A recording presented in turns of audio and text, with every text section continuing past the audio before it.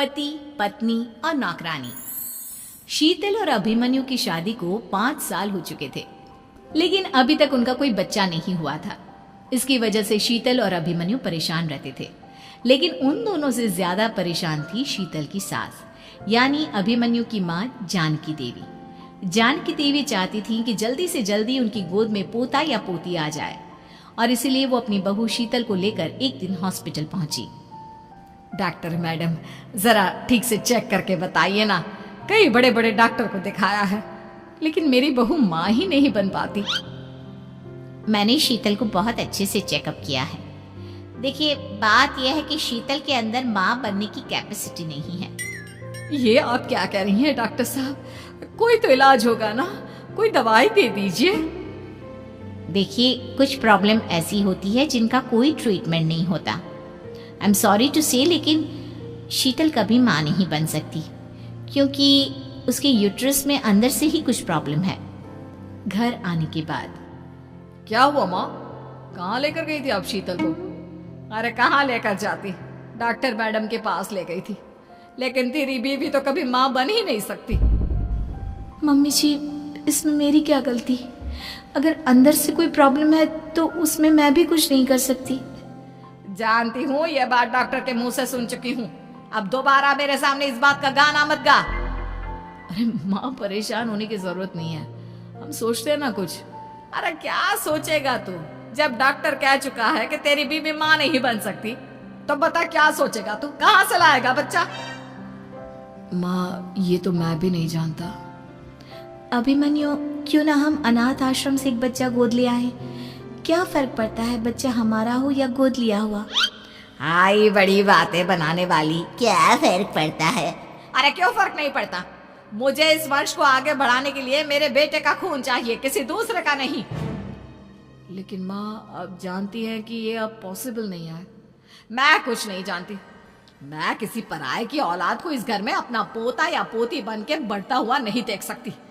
मेरा वंश मेरे बेटे के खून से ही आगे बढ़ेगा। लेकिन मम्मी जी, ऐसा कैसे हो पाएगा? आप अच्छी तरह जानती है ना, मेरा और अभिमन्यु का बच्चा नहीं हो सकता। तो मैं अपने बेटे की दूसरी शादी करवाऊंगी, और अपनी दूसरी बीवी से ये मुझे बच्चा पैदा करके देगा। ये आप क्या कह रही हैं माँ? मैं किसी और से शादी नहीं करने वाला। मेरे रहते हुए आप अभिमन्यु की शादी किसी और से करवाएंगी? मम्मी जी, आप ऐसा कैसे कर सकती हैं? तू बस देखती जा बहू, मैं ऐसा कैसे कर सकती हूँ। कुछ दिनों के बाद, अभिमन्यु, मैंने तेरे लिए लड़की ढूंढ ली है। माँ, मैं आपको कितनी बार समझाऊं, मुझे किसी से शादी नहीं करनी है। पहले मेरी बात सुन। ये जो चमेली है ना, हमारे घर में काम करने आती है, वो तुझसे शादी करने के लिए तैयार है। मम्मी जी, आप अभिमन्यु की शादी एक नौकरानी के साथ करवाएंगी? वो इसलिए क्योंकि चमेली दिखने में बहुत खूबसूरत है, बच्चा भी सुंदर ही होगा। मम्मी जी, लेकिन एक बच्चे के लिए अपने बेटे की शादी नौकरानी के साथ करवाना, क्या ये सही है? अगर अभिमन्यु ने शादी नहीं की ना, तो मैं अपनी जान दे दूंगी। अब देख लो, अगर तुम्हें अपनी माँ की जान प्यारी है तो तुम्हें इस नौकरानी के साथ शादी करनी ही होगी। इस तरह जानकी देवी अपने बेटे अभिमन्यु की शादी नौकरानी चमेली के साथ करवा देती है। कुछ दिनों के बाद, नौकरानी से मालकिन बन के तो मजा आ गया। अब तो मैं इस घर की मालकिन हूँ। देखो, अपने आप को ज्यादा मालकिन समझने की कोशिश मत करो। एक बार तुम्हारा और अभिमन्यु का बच्चा इस दुनिया में आ जाए, उसके बाद तुम इस घर से हमेशा के लिए चली जाना। अरे जाओ जाओ, किसी और के आगे बातें बनाना। एक बच्चा तो पैदा नहीं कर सकी। बढ़िया आई, जाओ जाकर मेरे लिए कॉफी बना कर लाओ। नौकरानी मैं हूँ या तुम?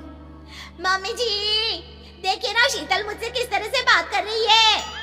शीतल, तुम्हें पता है ना चमेली प्रेग्नेंट है, मेरे बेटे के बच्चे की माँ बनने वाली है। वो जैसा कहती है वैसा करो। लेकिन मम्मी जी, वो मुझे नौकरों की तरह ट्रीट कर रही है।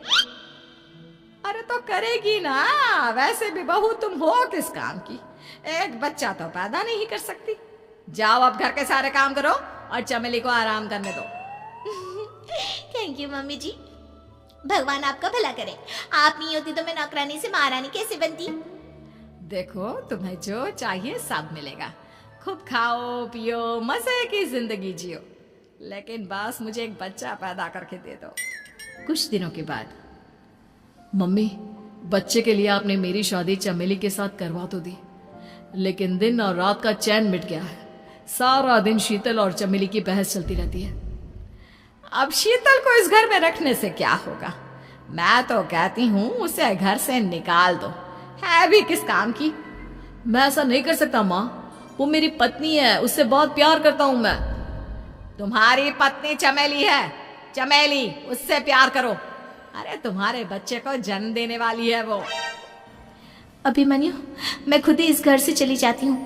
वैसे भी अपने ही घर में नौकरों की तरह रहकर परेशान हो चुकी हूँ। घर की नौकरानी मेरे ऊपर हुक्म चलाती है, वो तुम्हारी पत्नी बन चुकी है। अब मेरा इस घर में क्या काम?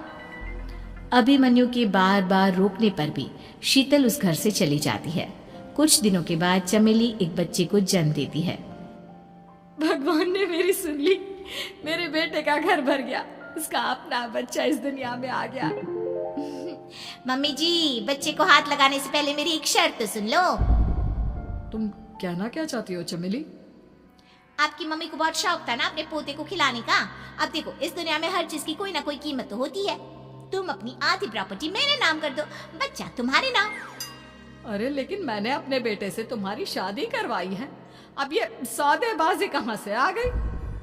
जो औरत अपनी बहू को घर से निकाल कर एक नौकरानी के साथ अपने बेटे की शादी करवा दे, वो तो सौदेबाजी कर ही सकती है ना। उसका कैसे भरोसा कर सकते हैं?